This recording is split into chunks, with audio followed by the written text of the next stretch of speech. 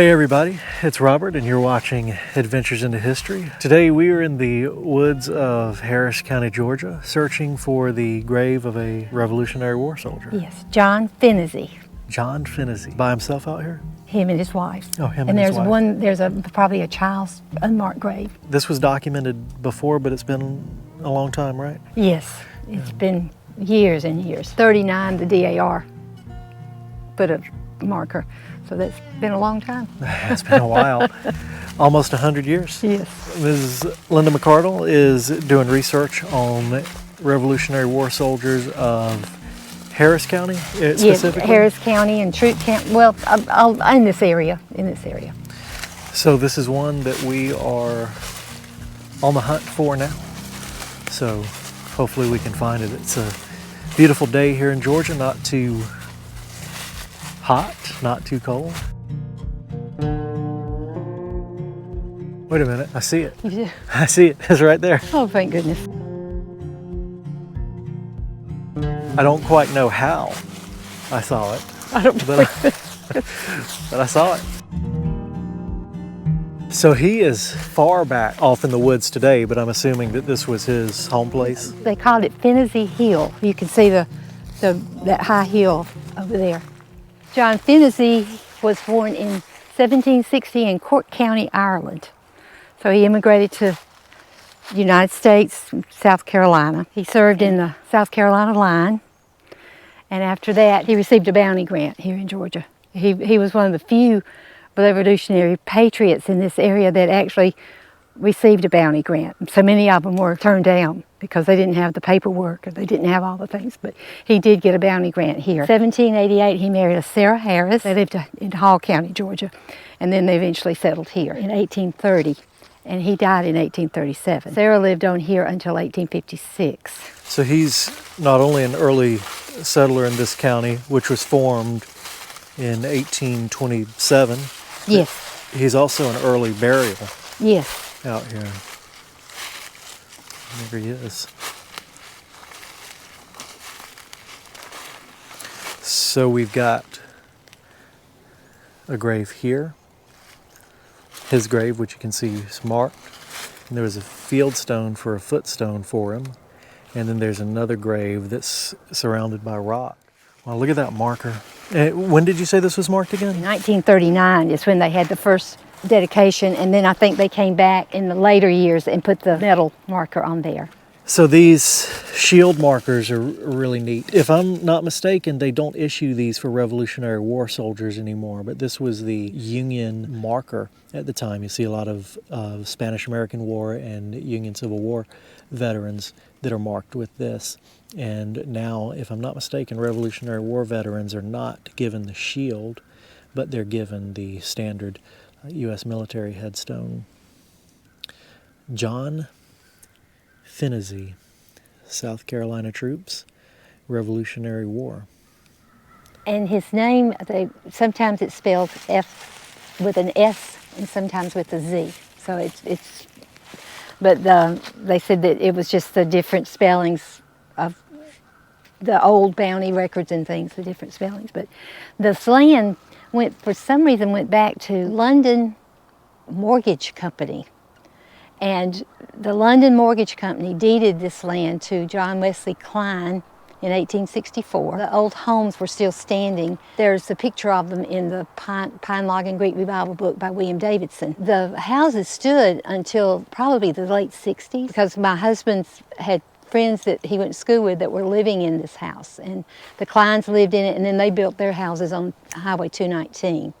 But John Wesley Klein bought this property, and it has stayed in the Klein family ever since then. They said the house was built around 1830, so that house stood for well over 100 years. Yeah, and that's an early house. Yes. For here too. And it's interesting. I don't know. There's something about it, seeing a Revolutionary War soldier, especially a shield marker like this in the middle of the woods. You can hear traffic from here because we're up on this hill, but there is nothing around us but woods. So over here is another grave, but it's unmarked, and you can see it's rock lined, like a little small wall around it. You can see there. And then a field stone for the headstone here. So we can see if there's anything engraved on it, but there does not appear to be. In the Harris County history book, it said that his wife was buried beside him in an unmarked grave.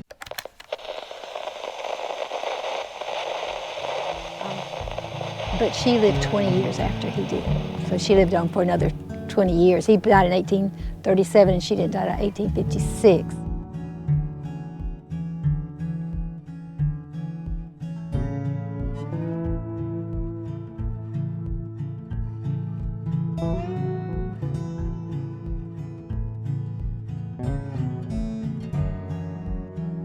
Phinisee name has not been in this area after they passed away.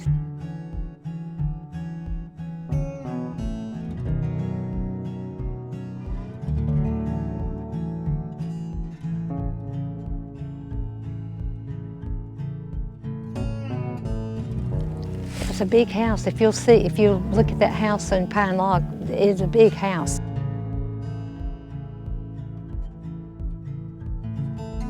I was just wondering why these graves were never, marked before the DAR came through. Thinking it's amazing that they marked this one. How many Revolutionary War soldiers are in Harris County? I think there are 12. 12 now? 12. One is on Hopewell Church Road. Shadrach Goodwin is off Lickskillet Road. And Shadrach Rowe is on Hopewell Church Road. And then John Phinazee, right in this area. And then Smith Cotton is on up the road around Pine Lake. So right in this area, there are 4. And then, of course, my cousin Joy Fisher, her John Milner was also a Harris County. Ezekiel Brown is in the Bethlehem Baptist Church Cemetery over off Kings Gap Road. So are most of them easier to find than this one? Yes, except for Shadrach's. I know about where it is, but the rest of them are in churches. Gotcha. Well, but no, John Milner's wasn't. His was in Cleola, wasn't it?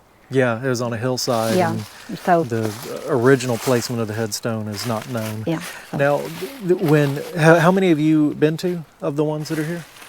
I've been to all of them except for Shadrach Goodwin because I can't find it. It's off Lickskillet Road, and then Pine Lake is an old church around Pine Lake that Smith Cotton, the Reverend Smith Cotton, but one of his daughters is buried in the Whitesville Methodist Church Cemetery. So that's how I started on him. But there's so many right here in this area but they're now the old, I think it's Rehoboth Baptist Church that's disbanded, and it's now you have to climb through, they said, a lot of debris to get to his cemetery, to his grave. Which one? Shadrach Rowe? Smith Cotton. Smith Cotton. Mm-hmm. And that one you haven't been to yet? I haven't been to that one. We rode over there, but we couldn't find it. I couldn't find it. I have direction issues. This is the other grave that's out here, unmarked. Well, otherwise unnamed, I guess. It's got fieldstone right there that's just kind of, both of these are just on top of the ground. Usually you see them planted in the ground when they're marking a grave, but it's very clearly an indentation. Yeah. And it looks maybe not a child's grave. That would be another, maybe adult grave. Yeah, it does look like an adult. The Camerons that came from Scotland, they came with a group of people. And, it wasn't mentioned that he was with anyone else. He just maybe as a young man immigrated here from Ireland. And what year did you say he was born again? 1760. So 1760, so he was, when he came here in 1830, he was, how old, 70? Mm-hmm. Oh, so he was... elderly.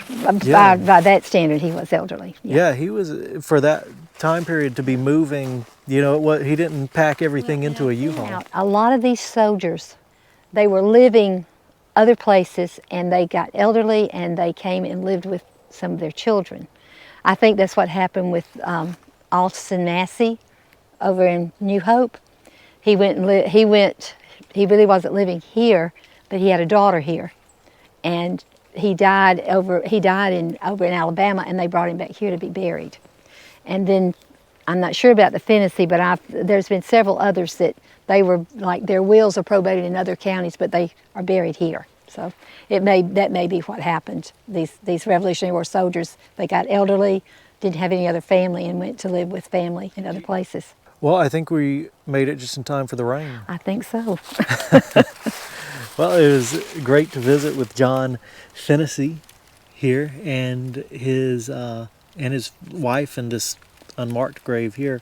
But what a cool thing to see a patriot's grave, a Revolutionary soldier's grave, out here in the woods, you know. In the middle of the woods. Yeah, someone that is, you know, had a hand in the country that exists today. Yes. I think it's very cool to see these. So we're going to head back out of here before it starts raining, but again, always amazing to see a Revolutionary War soldier. Georgia was a young state at the time of the Revolutionary War, so you don't see a lot of soldiers that came from Georgia, and if I'm not mistaken, it was under British rule too, or yes. It fell back to British rule at a certain time during the Revolutionary War.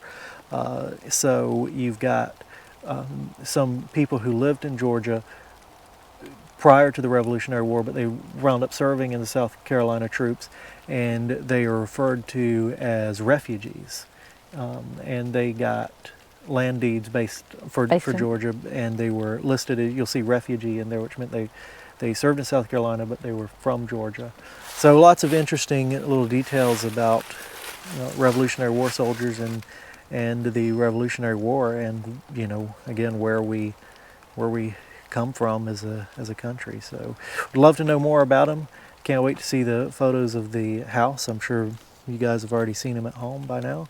And it's another one, so we'll have to go find Mr. Cotton's grave. Mr. Cotton's grave, and Shadrach Goodwin, and hopefully one day Shadrach Rose's grave. Absolutely.